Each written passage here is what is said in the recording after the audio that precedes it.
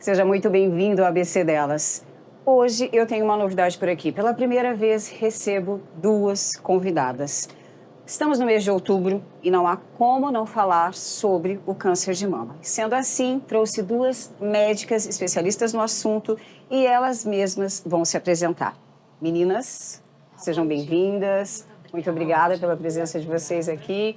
Vou se apresentar, Melina. Bom, prazer, eu sou Melina Rebelo, sou médica mastologista, atendo no Hospital da Unimed aqui em Balneário Camboriú, na Maternidade Santa Luísa, e também sou responsável pela parte de mastologia do Hospital Marieta, do Serviço Público.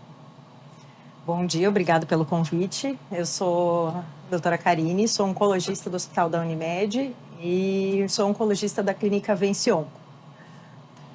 Meninas, esse assunto, todo o mês de outubro, ele é mais falado. E eu mesma, estudando conteúdo para conversar com vocês, vi que eu tenho inúmeras dúvidas, que eu acredito que, por mais que a gente fale no assunto, tem coisas que ainda passam batido, né? Uma das minhas dúvidas principais é em relação à idade. Eu tenho visto casos meninas mais jovens apresentando diagnóstico. Tem uma faixa etária? Como é que funciona essa questão da idade? Bom, geralmente, a maioria dos casos vai acontecer em pacientes acima dos 50 anos de idade. Isso não significa que pacientes abaixo dessa idade, entre 20 e 40 anos, não possam apresentar o diagnóstico da doença. Outra questão também é porque a faixa etária do rastreamento de mamografia, que é o exame que a gente faz para tentar avaliar as pacientes assintomáticas, geralmente não vai acabar compreendendo essas pacientes mais jovens. Então, às vezes não tem tanto essa questão desse conhecimento, elas vão acabar procurando ajuda quando tem algum sintoma, um nódulo palpável, alguma alteração mais expressiva na mama. E daí o objetivo desse rastreamento, né, é que a gente consiga identificar essa paciente assintomática, né, o rastreio, a paciente não tem o sintoma, e que a gente consiga identificar precoce com o intuito de cura. Né? Então, hoje, as sociedades, né, de oncologia, de mastologia, de radiologia, elas preconizam o rastreamento a partir dos 40 anos. Né? Um exame que deve ser feito anualmente e ele deve ser a mamografia. Claro que quando mais jovem, nessa faixa etária de 40, 50 anos, muitas vezes a mama é densa. Aí o colega, né, o médico responsável que está acompanhando e fazendo esse exame, pode solicitar algum outro exame complementar, por exemplo, o ultrassom. Mas o exame de rastreio é a mamografia. Entendi. E quais são os fatores reais, assim, de risco para uma mulher desenvolver câncer de mama?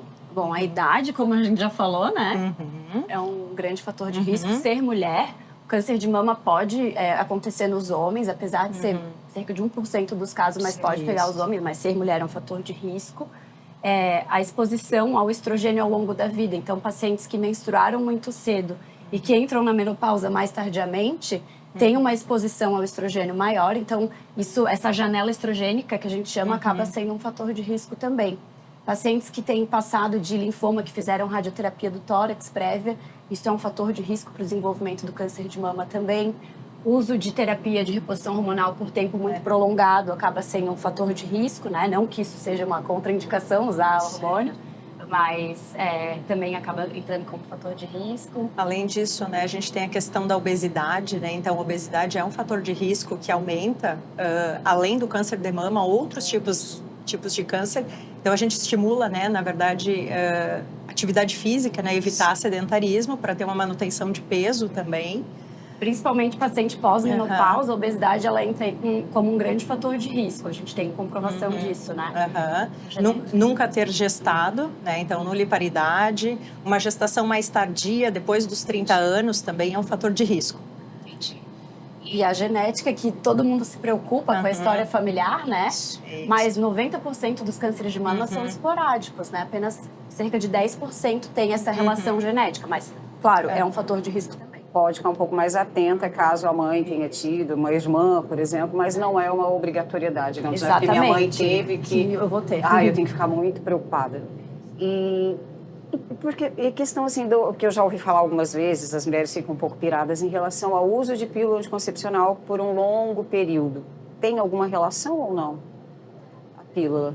O uso do anticoncepcional tem alguns estudos que avaliam dessa possibilidade de aumento, mas ainda não justifica a gente não usar, isso, assim, né? pode Isso. ter um risco aumentado. Tanto você usar anticoncepcional quanto fazer reposição hormonal, a gente pode aumentar um pouco esse risco, mas não justifica você não fazer desde que esteja tudo bem com a saúde da mulher, né? E que seja acompanhado pelo ginecologista, né? Pelo mastro. Mastologista. E aí, tá, vocês falaram agora há pouco, inclusive, da questão da prótese, né? Que também é uma dúvida, a prótese de silicone. Ela dificulta a identificação no caso do toque, né? Eu mesma fazer o teste, que a mulher que tem a prótese de silicone, ela dificulta essa identificação do nódulo ou não tem nada a ver? Depende de como essa prótese foi colocada? Na verdade, a prótese pouco influencia nisso, né? Geralmente, quando a gente vai fazer o exame de mamografia, é feita uma manobra que a gente chama de manobra de Eckland, que ela faz um deslocamento posterior do implante. Então, só é mexido na parte da glândula para fazer essa avaliação da mama, né? Então, pacientes que têm prótese não têm contraindicação de fazer mamografia, devem seguir o rastreamento normalmente, né? E existem alguns exames complementares que a gente usa, às vezes, para avaliar a integridade do implante. A prótese, geralmente, ou ela vai ser colocada atrás da glândula mamária ou atrás do músculo peitoral que está atrás da glândula. Então, geralmente, não acaba interferindo. Não é contraindicação da gente fazer o E rastreio. mesmo a moça fazendo, a mulher fazendo o próprio palpamento, ela mesma consegue identificar, a prótese não vai... A prótese não... Ela Como pode, você às vezes, falou, né? até esticar o parênquima mamário e acabar deixando alguma alteração mais superficial, né? Mas o ideal, uma coisa que é importante falar, lógico, existem sinais e sintomas do câncer de mama, sinais e sintomas para a mulher ficar em alerta, mas o ideal, justamente o fato de a gente querer fazer a mamografia, de rastreio os exames, é para justamente pegar lesões assintomáticas, né? Coisas que a gente não vai sentir no exame físico, na autopalpação ou o médico palpando, coisas que só o exame vai mostrar. Quais são, além do nódulo ali da palpação, quais são os sintomas que a gente... Essa é uma dúvida real e oficial, porque a gente pensa assim, câncer de mama, só sentiu o nódulo. Quais são os sintomas que a mulher pode identificar? Então, muitas vezes a gente, palpa o nódulo, que nem tu falaste. A gente pode ter uma inversão do mamilo, né? Observar que, eventualmente, esse mamilo que era para fora, ele entra para dentro. Certo. Tem um outro aspecto que é mudança da pele da mama, que a gente chama de casca de laranja, né? Então, se palpar alguma rugosidade ou alguma secreção, né? E inclusive secreção de mamilo também é outro sinal. Sim. Então a gente deve ficar atento, não deve ficar pensando que pode ser algo que vai passar ou que é só uma infecção. Sempre deve ser avaliado por um especialista. Qualquer alteração visual ou sintomática.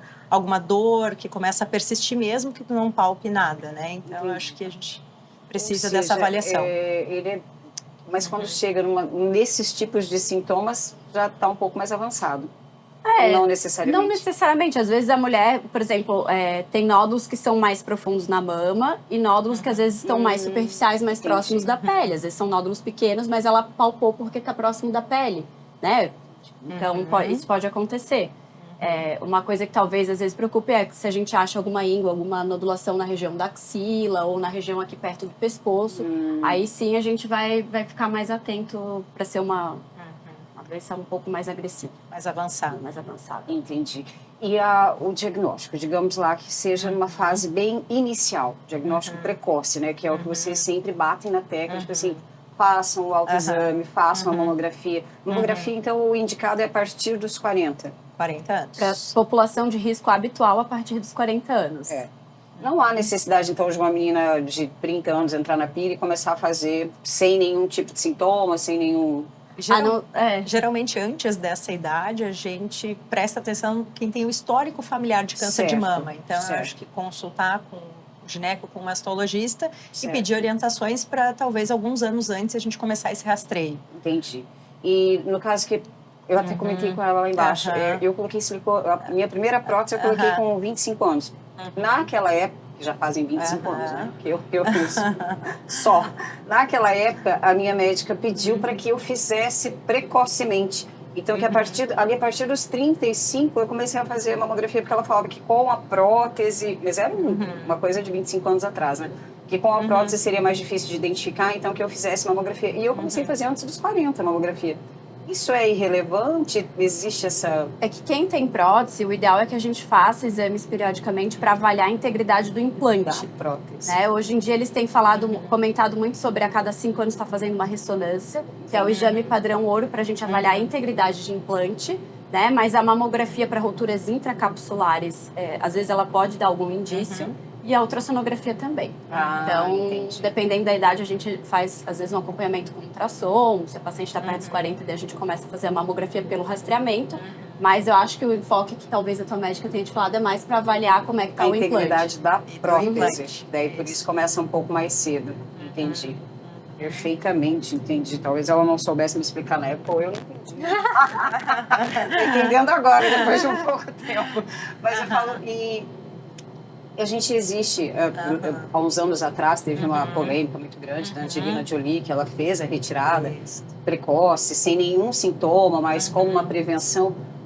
Qual que é a opinião de vocês duas em relação a essa medida tão drástica de uma mulher ir lá e fazer toda a extração da mama, mesmo sem ter nenhum sintoma? É que ela tinha uma alteração relacionada com o histórico familiar hereditário. Certo. Então, existem várias mutações e as mais comuns que a gente identifica é o BRCA1 e BRCA2, dentre outras. E essas duas mutações em si, elas indicam que a gente tem um maior risco de câncer de mama e um maior risco para câncer de ovário. Entendi. Então, a gente discute, né, a partir de determinada idade, qual vai ser o momento, ou se teve o diagnóstico, da gente poder abordar essas duas mamas, visto que o risco, ele é maior do que a população geral. Mesmo aquela paciente que já teve câncer, né? Então, quem teve câncer e tem a mutação, o risco é maior do que quem teve câncer e não tem a mutação. Então, essa foi a indicação dela. Mas é muito raro, né, essa indicação, assim, alguma mulher... A mutação as mutações de câncer de mama, que nem a Melina comentou, é 10, no máximo 15%, dependendo da literatura. Então, essa chance é pequena. E desses 10%, nem todas são BRCA1. Porque existem outras mutações que a gente não tem ainda uma indicação muito formal de fazer algumas cirurgias mais extensas, preventivas, né? E até porque os estudos mostram, hoje em dia a gente pega muita paciente no consultório que tem desejo de retirar profilaticamente as suas mamas, né? E a gente vê que a longo prazo, em termos de satisfação, de autoimagem, da parte da sexualidade da mulher, a maioria das mulheres que passam por esse tipo de cirurgia tem um impacto muito grande. Então, eu sempre tento explicar que se a gente não tem evidência, né? É uma coisa que vai alterar a vida da pessoa que depois, vai reduzir né? mortalidade, né? Fazer uma medida que faça a diferença. Então, assim, a gente reserva esse tipo de procedimento. No caso da Angelina Jolie, tinha indicação porque ela tem uma variante patogênica de alta penetrância, que a gente chama, né? Que é a mutação do BRCA1. Mas ter mutação genética, muitas vezes a pessoa vai lá, faz um teste genético, vem uma mutação que não é de alta penetrância, que não existe consenso na literatura, faz a cirurgia profilática, né? Por desejo próprio e às vezes não fica muito contente depois. Então, a gente sempre tenta explicar muito bem isso. Para quem não é da área técnica, né? Para quem está assistindo, para a mulher que está assistindo, essa alta penetrância que você fala num termo mais... É que são esses genes que a gente sabe que tem algum estudo que prove que existe benefício em fazer essa cirurgia redutora de risco. Porque tem um risco muito alto. Exatamente. Essa alta penetrância indica porque não que é toda mutação genética que vai indicar essa cirurgia. Entendi. São algumas específicas que hoje em dia a gente costuma No indicar. caso dela era sim necessário, mas não há... Das mamas e dos ovários, Isso, né? Isso. Ela retirou tudo na época, né? Retirou tudo. E quando há necessidade mesmo de retirar? Quando já teve o câncer, em que momento do tratamento percebe que há necessidade de retirar a mama toda? O planejamento ele já é feito, né, na identificação do diagnóstico. Então, a paciente fez a biópsia, tem um histórico familiar ou algo que justifique a gente pesquisar, porque existem alguns subtipos também, né? Então, nem todo câncer de mama ele é igual. Certo. Então, tem câncer de mama que é hormonal, tem um outro que é triplo negativo, tem um outro que é subtipo HER2. Então, a mesma história da paciente, de uma ou de outra, nem sempre é a mesma. Nem sempre é a mesma. Porque as pacientes se conversam não e... é uma matemática uma fez exata. isso? Então, cada subtipo de câncer, a gente tem um tratamento específico. E, por exemplo, as pacientes com triplo negativo aumentam o risco de ter essas mutações de risco que a gente vai fazer essa cirurgia. Então, o paciente teve o diagnóstico, aí já é discutido com o mastologista a abordagem, muitas vezes, no no diagnóstico. Né? Entendi. Então, a gente não vai fazer num segundo momento. Já ali, quando descobre, quando Isso. detecta o câncer, já começa a ser discutida a necessidade A pesquisa da da retirada. mutação e a discussão da retirada. Entendi. Então, Por isso que tem mulheres que acabam, né, que a gente fica realmente nessa dúvida o que está acontecendo. Por que teve umas que não retirou, só fez ali o tratamento, tem outras que retirou tudo. Aí eu, ignorantemente, pensava que é pelo nível do tempo em que detectou, pelo tamanho do tumor, entendeu? Tipo assim, ela demorou demais para saber o diagnóstico, teve que retirar toda a mama. Isso que ela pode influenciar, isso pode não- influenciar também. Tem Mas não é só isso. Não é só isso. Existem várias situações, né? Às vezes a gente tem mais de um nódulo pequeno. São nódulos pequenos, mas eles estão distantes da mama. Às vezes requer a necessidade da retirada de toda a Retirada mama. completa. Quando a gente tem tumor inflamatório, que a gente falou sobre a casca de laranja, geralmente a gente tem que fazer um padrão de cirurgia mais radical mesmo, né? Porque a gente tem doença, tem câncer nos vasos linfáticos da pele, então aquela pele precisa sair. Então o tratamento costuma ser mais radical. E às vezes é até bem impactante, que a paciente começa o tratamento com a químio, né? No caso do inflamatório, às vezes a doença regride bastante Isso. e a gente acaba sendo radical mesmo assim no tratamento. isso. Tem também em relação do tamanho do tumor com o tamanho da mama da paciente. Então, uma coisa é ter um tumor de 4 centímetros numa mama pequena, outra coisa é um tumor de 4 centímetros numa mama Grande. gigantesca. Aí você consegue tirar o tumor. Às vezes a sim. gente consegue lançar mão de cirurgia plástica para tratar o tumor, né? Então, pacientes que têm mamas mais pitóticas, volumosas, né? Aquela mama que ela deseja fazer uma redução, levantar um pouco, às vezes a gente consegue tratar o tumor, tirar esse tumor com margens de segurança, conforme o tamanho da mama, e ainda melhorar a parte estética da mama também. São Tem bastante opção. os fatores que E influenciam. é interessante que o tratamento ele é multidisciplinar. Então a gente, né, conversa com o mastologista, que é quem vai fazer o tratamento cirúrgico, se tiver indicação, né? Certo. A indicação geralmente ela existe na maior parte dos casos quando a gente não está falando de metástase, né, que essa doença tenha se avançado. O oncologista que vai definir se a gente vai fazer algum tratamento previamente, algum tipo de químio, algum tipo de imunoterapia, que são os tratamentos mais modernos que alguns tipos de câncer de mama a gente usa como protocolo, ou hormonioterapia, né?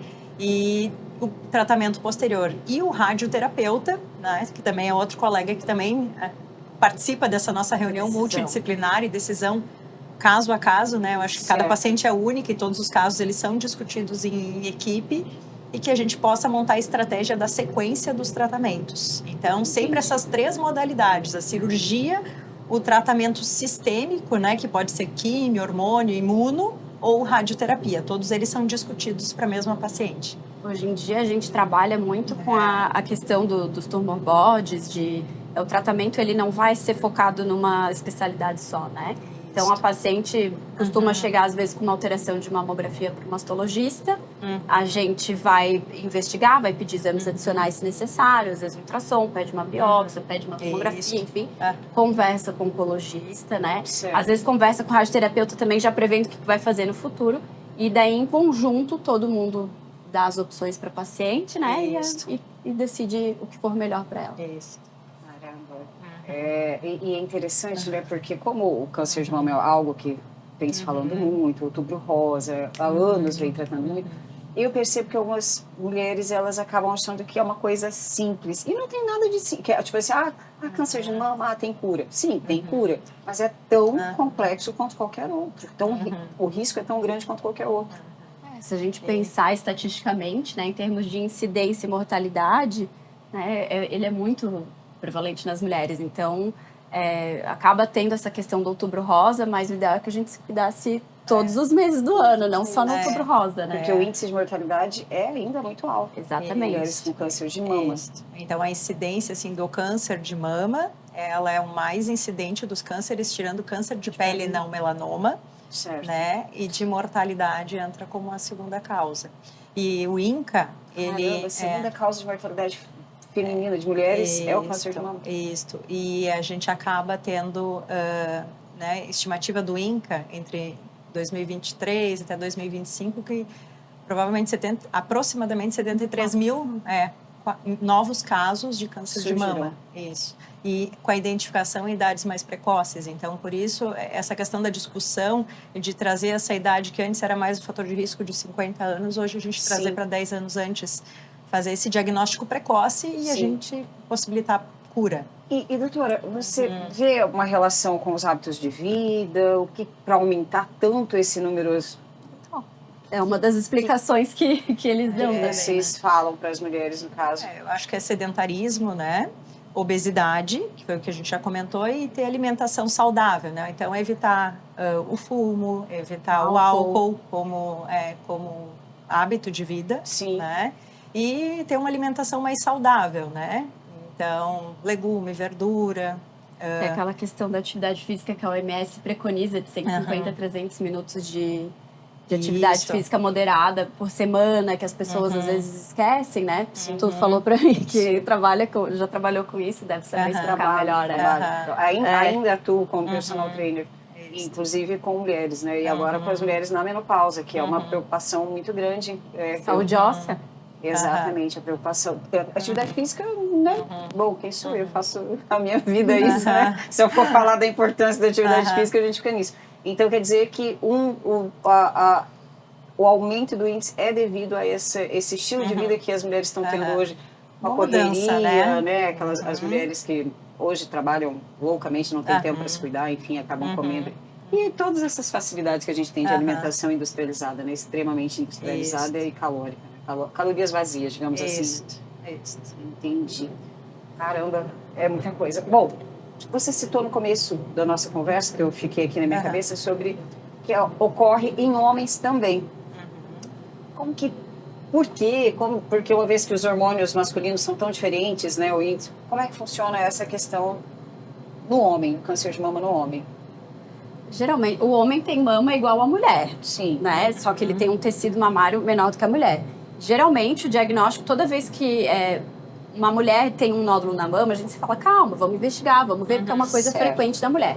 Diferente do homem. Apareceu uma nodulação na mama masculina, a gente sempre tem que investigar.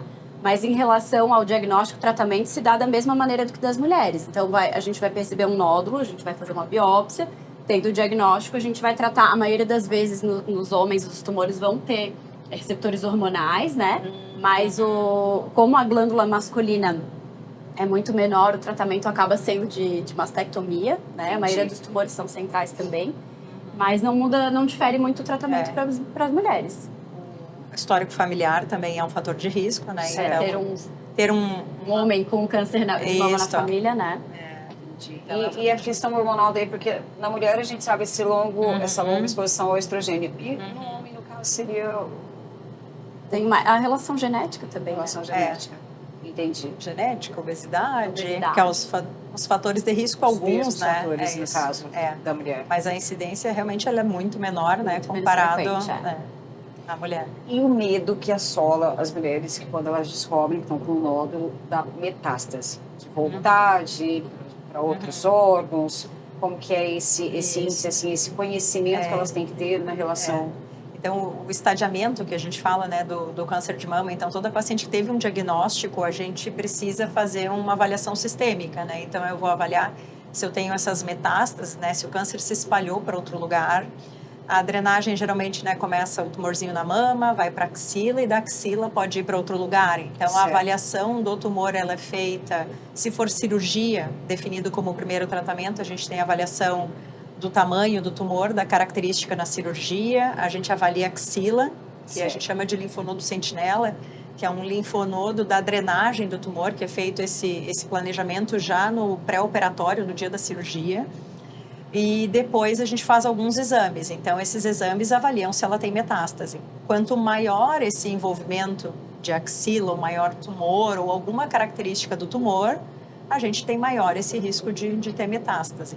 E quando a gente tem a metástase, geralmente a gente começa pelo tratamento sistêmico, né? Então, a gente começa ou com químio, com hormônio, ou com imunoterapia associada. Entendi. Então, esse estadiamento é feito no diagnóstico. Então, o paciente precisa saber se tem a metástase. E o tratamento psicológico para essas mulheres, hoje é colocado junto, preconiza com o tratamento, foi falado de uma equipe multidisciplinar, entra também o terapeuta, porque assim, mexe muito com o que você falou, né? Com a relação da autoestima, dessa questão do auto-reconhecimento, se reconhecer como mulher, né? Então, como é que é no tratamento de vocês? Tem esse apoio também? Geralmente, todas as equipes de tratamento oncológico, né, elas preconizam essa equipe multidisciplinar, que além do médico, né, das várias especialidades que a gente já comentou, a gente tem apoio do nutricionista, né? A gente tem apoio do psicólogo, Entendi. muitas vezes do assistente social, para algumas questões burocráticas, que também o paciente oncológico ele tem direito, né? Então, a gente tem esse benefício. Então, o psicólogo geralmente acompanha. As pacientes, às vezes, até têm um pouco de resistência de seguir. Verdade. Mas eu acho que a gente enfatiza sempre, eu acho que quem depois vai e é avaliado se sente acolhido, né? E é importante esse acompanhamento, porque com o passar do tratamento, muitas pacientes se sentem fortes. Dizem, eu tenho um problema, eu vou resolver. Entendi. E ela está bem, ela está forte, ela passa pela quimio, pela rádio, pela cirurgia, ela está muito bem. E esse acompanhamento é importante não só durante o tratamento, quanto além. Porque muitas pacientes, elas desabam, né? Entre aspas, psicologicamente, após o tratamento. Então, muitas vezes, tu estava sendo acolhida, sendo vista, e exame médico, e toda a equipe junto, e depois do tratamento parece que tudo calma. E muitas pacientes têm essa necessidade de manter esse acolhimento. Então, é importante a gente ter a visão de manter isso, né, após o tratamento mais intenso. Né? Porque muitas vezes a paciente que tem indicação, por exemplo, de hormonioterapia, vai usar tratamento 5, 10 anos, dependendo da escolha, dependendo da idade, dependendo qual tipo de tratamento. Então, todo esse acompanhamento de vida, né, ele é importante, não só no momento mais intenso do tratamento. E tem paciente, então, que resiste ainda ao tratamento da terapia, com psicólogo e tudo mais.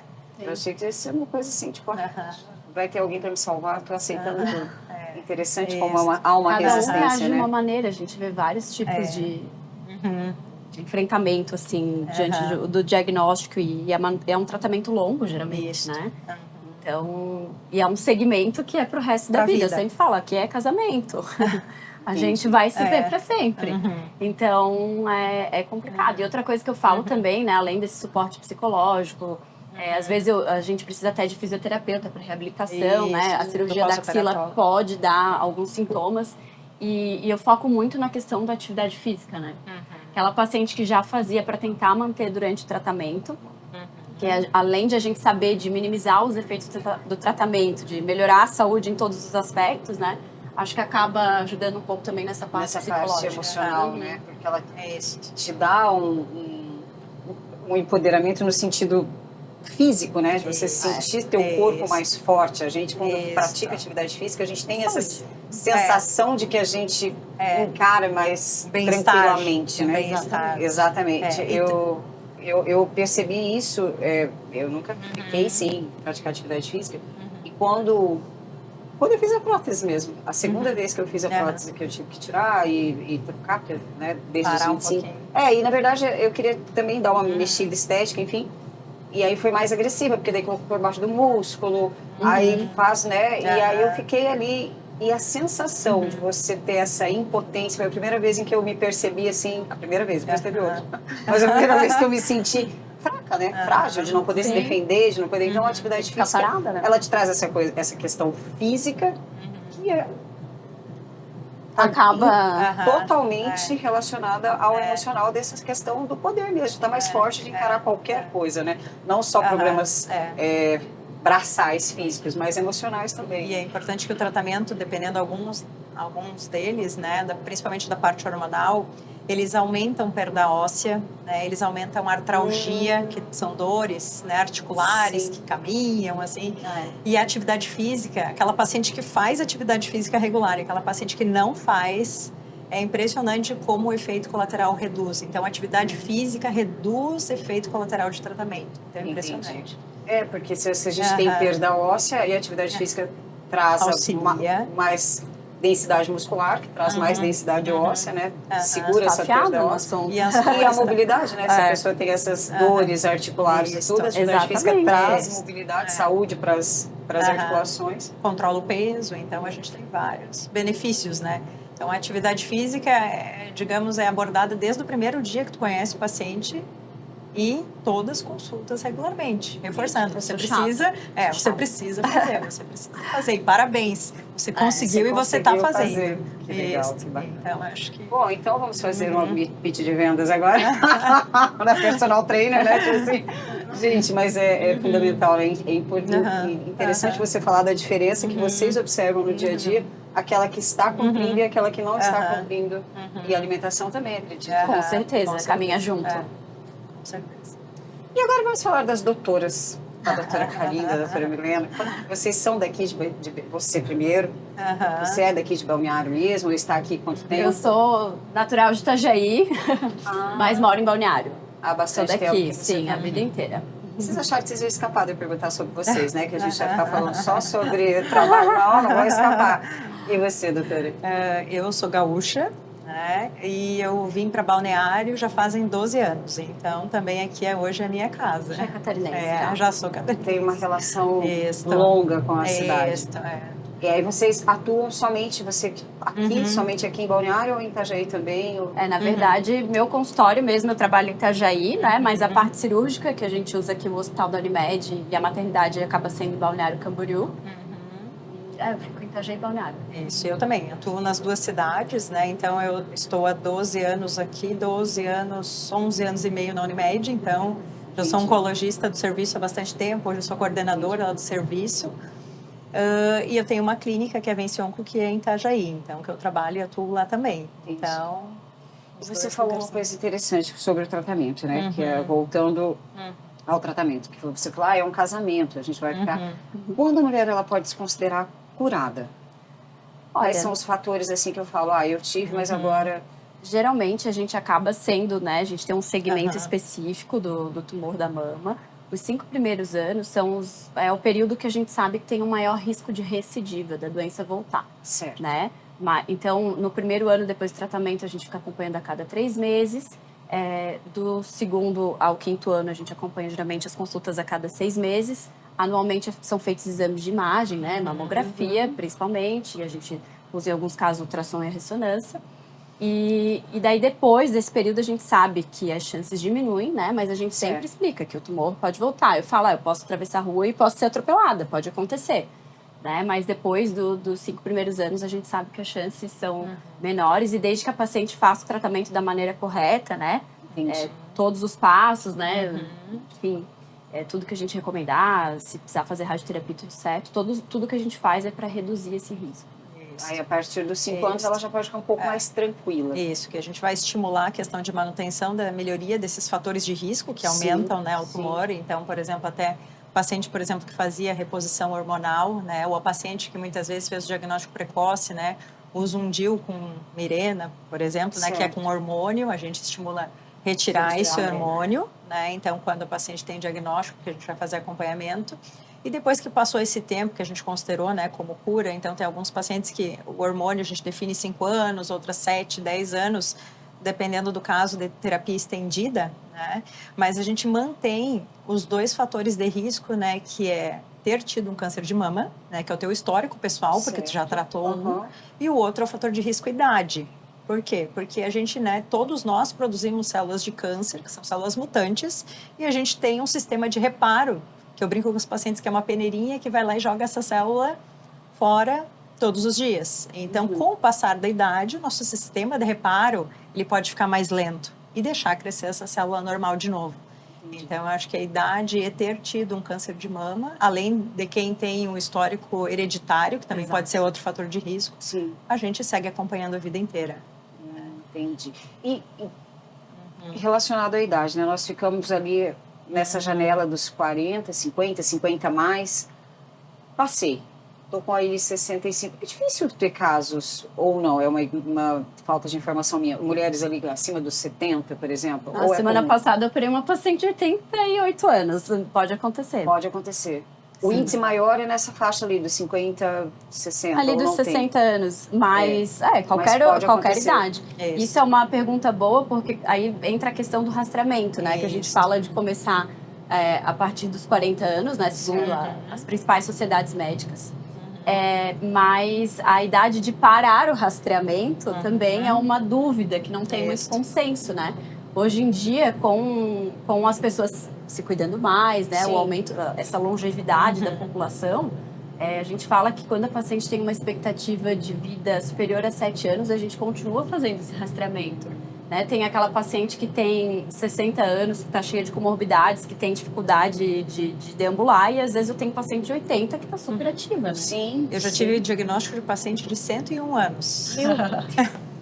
Então, eu acho que idade não é motivo para a gente, né, não fazer o rastreamento ou até a questão do autoexame, né? Porque muitas vezes a vozinha, né, ela não se olha, né? Ou esconde, né, uma alteração de mama que ela pode achar normal. Então, eu acho que incentivar também, né, a se olhar. Velhas, né? Isso. Exatamente. Porque essas gerações passadas, elas têm muito essa questão de elas tem até uma barreira de conversar com os filhos, com os netos, né? Elas e muitas vezes a gente vai descobrir mais avançado, porque ela escondeu. Então, é importante estar atento.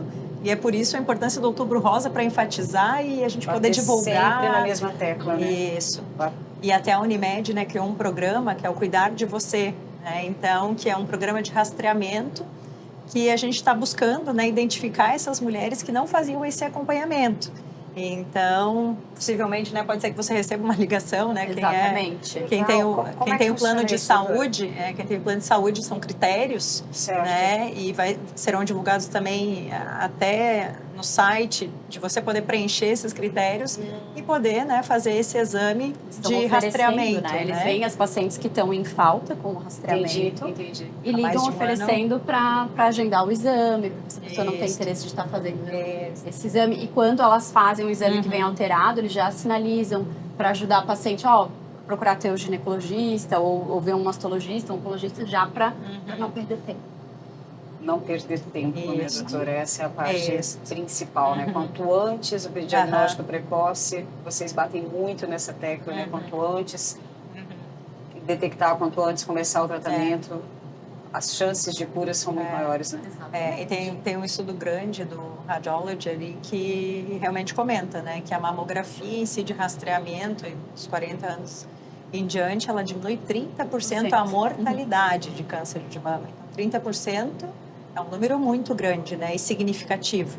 É o único exame que reduz mortalidade por câncer de mama. Muitas vezes, hoje em dia, vem muita paciente questionando, mas eu sou obrigada a fazer mamografia, eu não tenho, não dá para substituir pelo ultrassom? Não.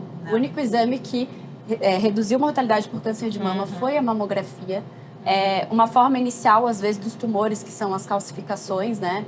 Existem calcificações de aspecto benigno e calcificações suspeitas, né? Mas, geralmente, a gente só vai conseguir ver em mamografia. Então, ela é um exame importantíssimo. E realmente auxilia até daquele diagnóstico de uma lesão pré-câncer, né? Que a gente chama que existe uma entidade chamada carcinoma in situ, que é uma lesão pré-cancerígena e que deve ser tratada também. Então, hoje, antigamente a gente não via muito, e hoje com a detecção precoce da mamografia, a gente consegue identificar antes que ela possa ter uma invasão e que possa dar metástase e se tornar uma doença mais avançada. E não dói, meninas, tá? Não dói, porque assim, tem gente que faz um drama, que vai chegar lá e vai sofrer e vai amassar. Não dói. Não dói. É simples. E a dor também, se for uma dorzinha, ela é tão menor do que tudo que pode acontecer, né? Então, assim, para mim, inadmissível alguém ser relutante em fazer um exame que pode salvar a tua vida. Dói muito, é constrangedor. Não dói, não é constrangedor, é rápido.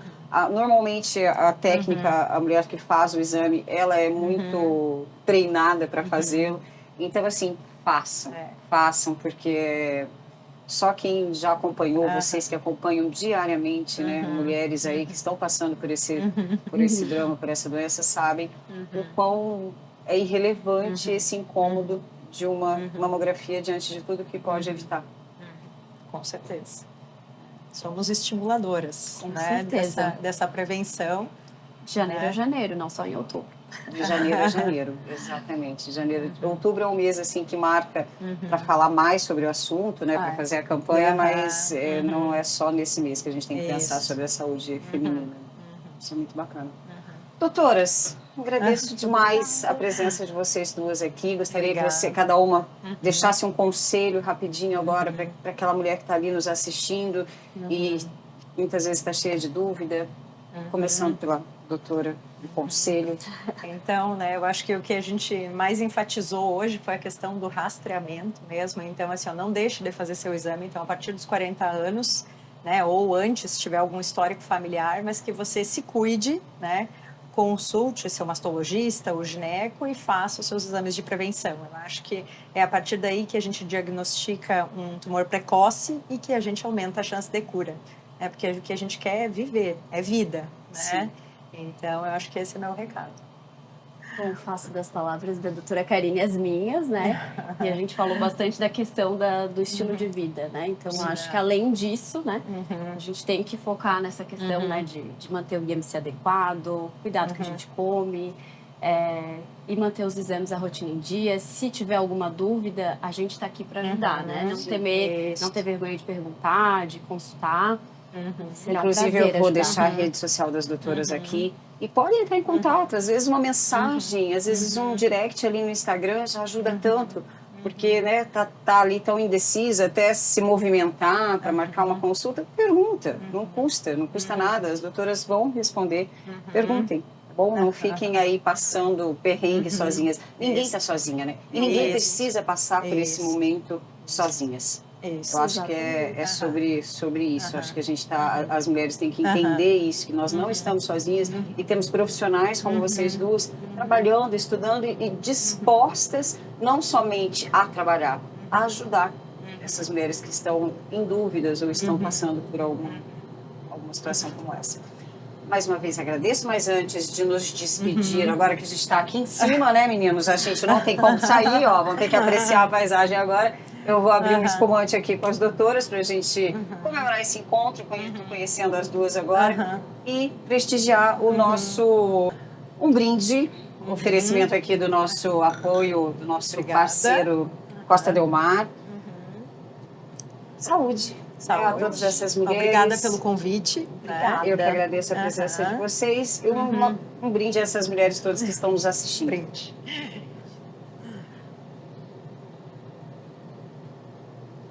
Delícia. É isso, agora a gente fica por aqui.